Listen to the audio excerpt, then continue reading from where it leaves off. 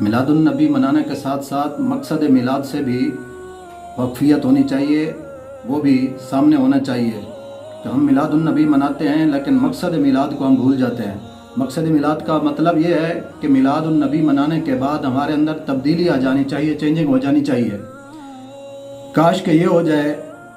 کہ کوئی نوجوان جو اپنے والد کا نافرمان ہے وہ جا کر میلاد النبی منا کر اپنے والد کے پاؤں پکڑ لے، اس کے آگے جھک جائے اور جا کر اس سے معافی مانگے کہ ابو جان، اب جو کچھ میں نے آپ کے ساتھ نافرمانیاں کی ہیں، کوتاہیاں کی ہیں، اب ان کی میں معافی چاہتا ہوں، اب کے بعد ایسا نہیں ہوگا۔ تو وہ والد اس کو کہہ دے، ٹھیک ہے بیٹا، میں نے معافی دے دی ہے، لیکن پہلے تو میری بات سنتا نہیں تھا، کوئی اور بھی تجھے سمجھاتا تو اس کی بات بھی نہیں سنتا تھا، آخر یہ کہاں سے سیکھ کے آیا؟ تو وہ بیٹا اس کو بتائے کہ میں اس نبی کا میلاد منا کے آیا ہوں جس نبی نے فرمایا ہے کہ اگر زمین پر تیرا والد راضی ہے تو عرش کا رحمان بھی تیرے اوپر راضی ہے۔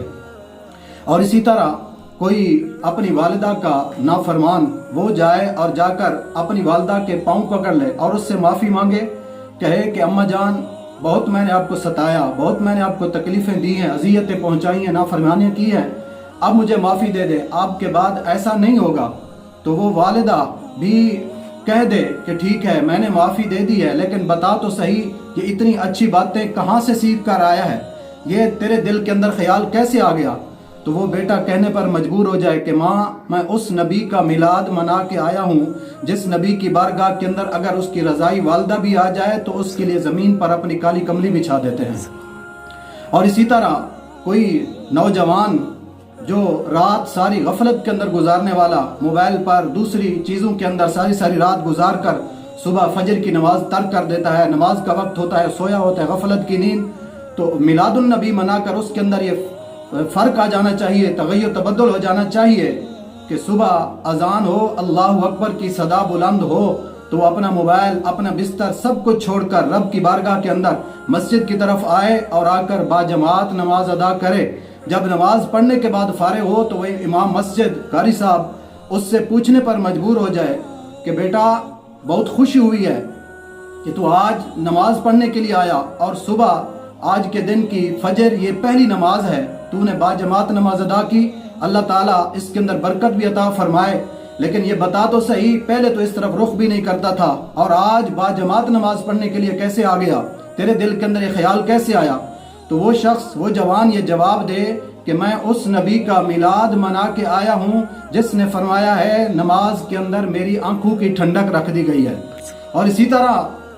جو اپنے بھائیوں سے جھگڑا کر چکا ہے، قطع تعلقی کر چکا ہے، لڑائیاں ہو چکی ہیں، بول چال آنا جانا ختم ہو چکا ہے،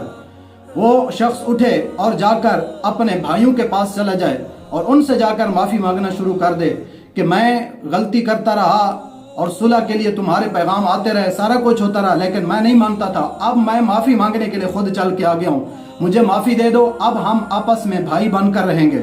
تو وہ بھائی اس سے پوچھیں کہ پہلے تو ہم منانے کے لیے تجھے خود بھی آتے تھے آپ کے پاس اور ہم نے برادری کے لوگوں کو بھی اس کے اندر ڈالا اور جرگہ پر پنچایت لگائی، تو کسی کی بات نہیں مانتا تھا، لیکن یہ خیال تیرے دل کے اندر کیسے آ گیا؟ تو کیسے خود چل کے صلح کرنے کے لیے آ گیا؟ تو وہ جوان آگے سے جواب دے، میں اس نبی کا میلاد منا کے آیا ہوں جس نبی نے فرمایا جو صلح کے اندر پہل کرتا ہے وہ جنت کے اندر بھی پہلے ہی جائے گا۔ اسی طرح خواتین اور عورتیں جو باہر بے پردہ ہو کر نکلتی ہیں، سر کے اوپر اپنا دوپٹہ رکھنا بوجھ سمجھتی ہیں، میلاد النبی منا کر ان کے اندر یہ میلاد کا اس کی برکت یہ سامنے آ جانی چاہیے کہ جب باہر نکلیں تو بڑی بڑی چادریں سر کے اوپر رکھ کر جائیں، جو قرآن پاک کا حکم بھی ہے، اس طریقے پر وہ با پردہ ہو کر باہر نکلیں۔ تو اس وقت ان کی سہیلیاں ان سے پوچھیں کہ یہ کیا، پہلے تو ایک دوپٹے کو بھی اپنے سر پر رکھنا بوجھ سمجھتی تھی اور آج اتنی بڑی چادر رکھ کر خوشی محسوس کر رہی ہے، کیسے ہو گیا یہ؟ تو وہ یہ جواب دے کہ میں اس نبی کا میلاد منا کے آ رہی ہوں جس نبی کی بارگاہ کے اندر اگر کافر کی بیٹی بھی آ جائے تو اس کے اوپر بھی اپنی چادر ڈال دیتے ہیں۔ اسی طرح کوئی کاروباری، دکاندار، تاجر اپنا جو کاروبار کرتا ہے، دکانداری چلاتا ہے، اس کے اوپر دکان کے اوپر رہ کر جو ہیرا پھیری کرتا ہے، لوگوں سے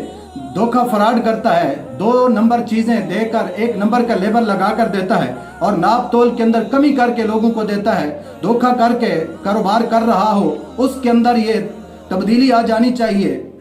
کہ اب وہ مال جو کچھ سودا بیچتا ہے پوری ایمانداری کے ساتھ، اور ناپ تول کے اندر جو کمی کرتا تھا وہ بھی ختم کر کے پوری سچی ایمانداری کے ساتھ اب وہ سودا بیچنا شروع کر دے۔ لوگ اس سے پوچھیں کہ اب کیا ہو گیا تجھے؟ پہلے تو بڑی چالاکی کے ساتھ، بڑے اطمینان کے ساتھ لوگوں کے ساتھ وہ کر لیتا، 2 نمبری کرتا، دھوکہ فراڈ کر لیتا، تجھے پریشانی بھی نہیں ہوتی، اور آج تو اتنی خوشی محسوس کر رہا ہے 1 نمبر چیز بیچ کر اور ایمانداری کے ساتھ سچ بول کر، یہ کیسے ہو گیا؟ تو وہ شخص یہ کہنے پر مجبور ہو جائے کہ میں نے اس نبی کا میلاد منایا ہے جس نبی نے فرمایا ہے التاجر الصدوق الامین مع الانبیاء یوم القیامہ، کہ فرمایا سچا امانت دار تاجر قیامت والے دن انبیاء کے ساتھ ہوگا۔